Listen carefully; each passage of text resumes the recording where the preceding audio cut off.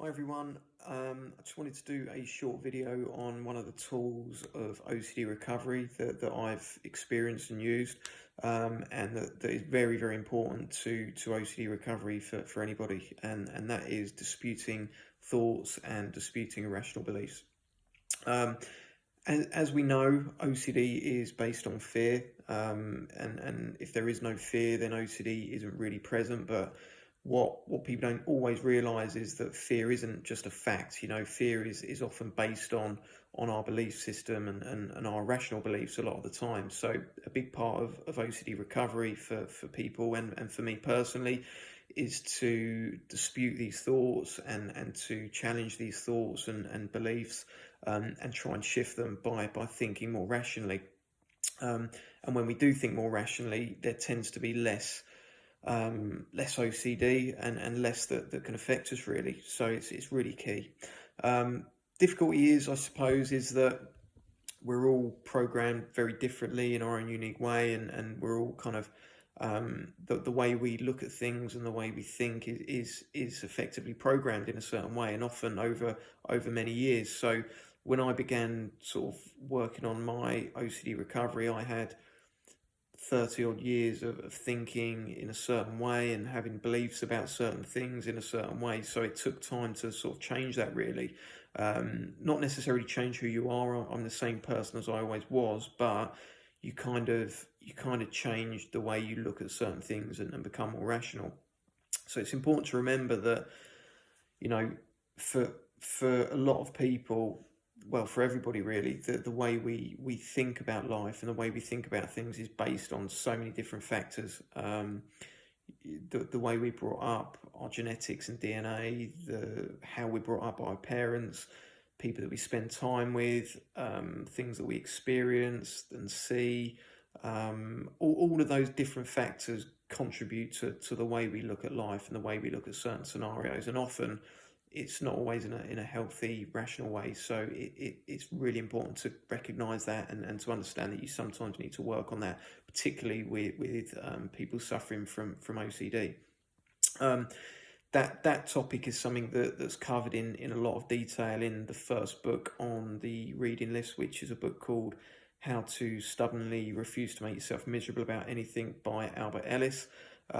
It's not a wishy-washy self-help book. It's a practical book that's based on hundreds of years of philosophy and teachings by Albert Ellis, and it's been sort of a game changer really for me and a lot of other people that's read it. So it's worth kind of getting that book and starting on that book and working through it if you want to work on your beliefs and your OCD.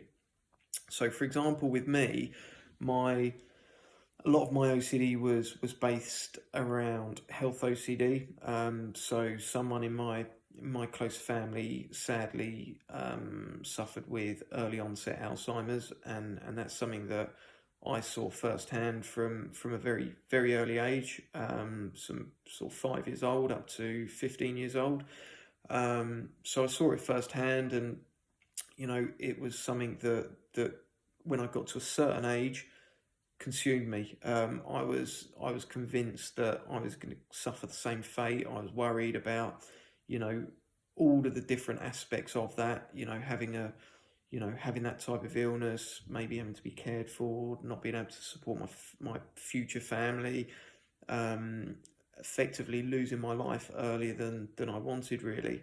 So that was a big thing for me, and it was something that I had some really difficult times with, despite being told by specialists that I had no more chance of getting it than the next person. There really wasn't any increased risk of me getting it because somebody in my family had got it, but that didn't matter to me. My OCD was on it. I spent a lot of time ruminating about it and thinking about it, and it held me at certain times for a lot of times. So that was something that I needed to work on, and obviously under all of that there was a fear. So part of my recovery was to drill down on those fears, and it was quite detailed, all of the different aspects of it. But I think before working on my beliefs, it was the worst possible situation for me, really. It was absolutely awful. Scale of 1 to 10, it was probably a 10. So it really needed looking at. And after I'd worked through all of my OCD and gone through that recovery, it doesn't really bother me now. So I had to kind of look at these thoughts and sort of look in the mirror a little bit, really, and look at why I had these beliefs, or what those beliefs were and how they were set, and where they might be irrational.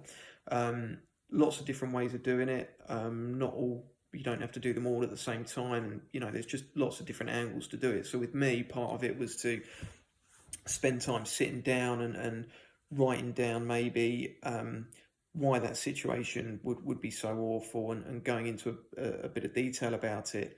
I might be ill, I might not be able to function, I might need caring for. All of those things I've mentioned, those are things that I had to look at and see, okay, so why are they so bad? Why are they so awful? Would it be the end of the world, and that kind of stuff? And it's not very nice, but it becomes not so bad, and you sort of get used to it after spending time doing it, because you then need to go on to challenging those thoughts, and trying to look at them more rationally. So for me, for example, not living a long life was, a big fear. Getting this illness and dying early, that was a big fear for me. But and it was for a long time. And that fear of death is actually very, very common for people with OCD, and people often, once they dig down a little bit in those fears, that fear of death is often what sits under it all. So when you get under that,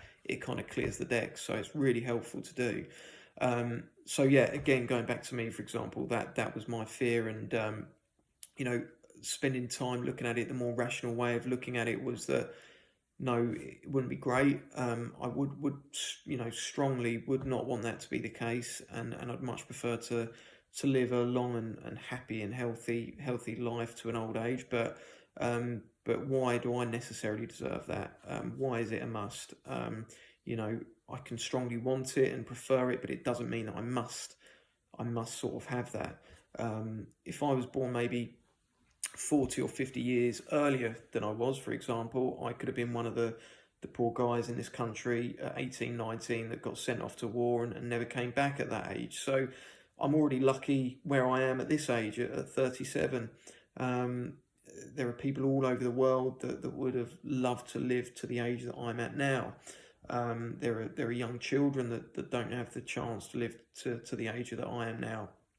So there's all these sort of things that you can look at to kind of look at things more rationally, that can really help. And it might sound on the face of it a bit negative or depressing, but actually it isn't. It's just reality. It's looking at things realistically, and recognizing that these things do happen, and becoming more rational about it. So spending time disputing these thoughts, and these beliefs, and seeing that actually, I can still do all of the brilliant things that I want to do, and all of the small things in life that you enjoy, and all of the brilliant things that life has to offer is great. And if the worst comes to the worst, and I have to leave earlier than I wanted to, then that's it. I can't do anything about it.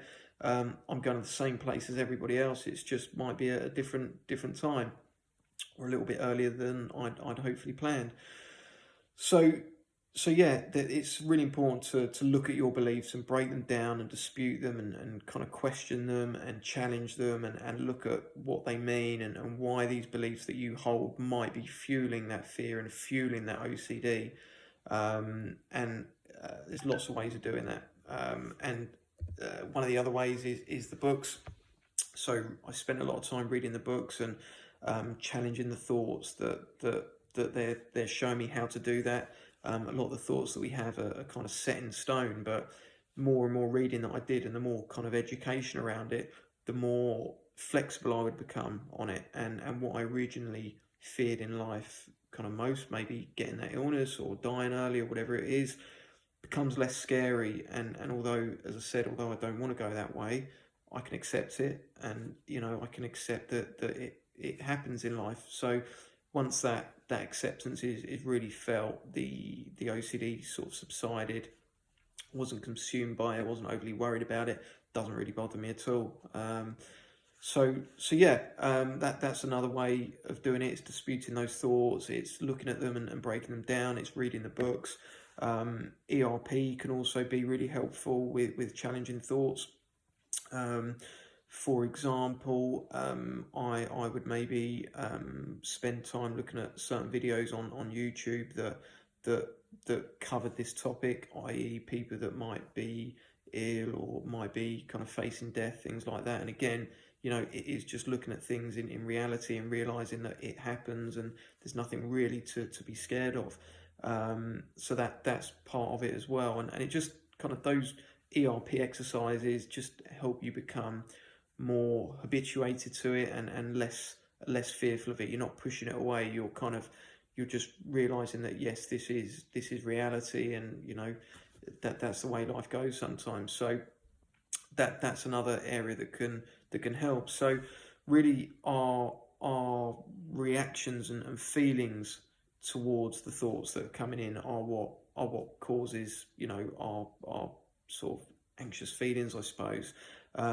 So recognizing that and becoming more flexible with our thinking can really help with your OCD and get under it, but also with day-to-day life as well.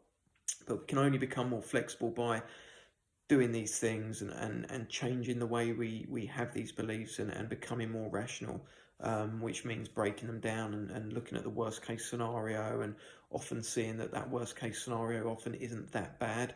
And there are practical ways of doing it. I've mentioned a couple there.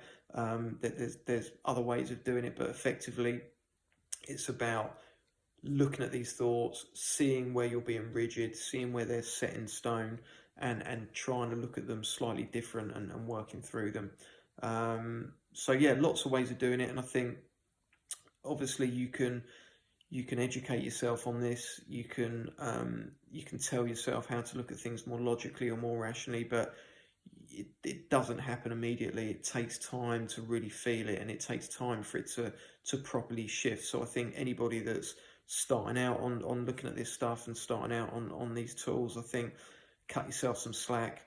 Don't expect it to happen immediately, but just kind of trust in that process, keep chipping away at it, keep working it, keep doing the right things, and eventually you'll start to see that shift really. So yeah, I hope that helps.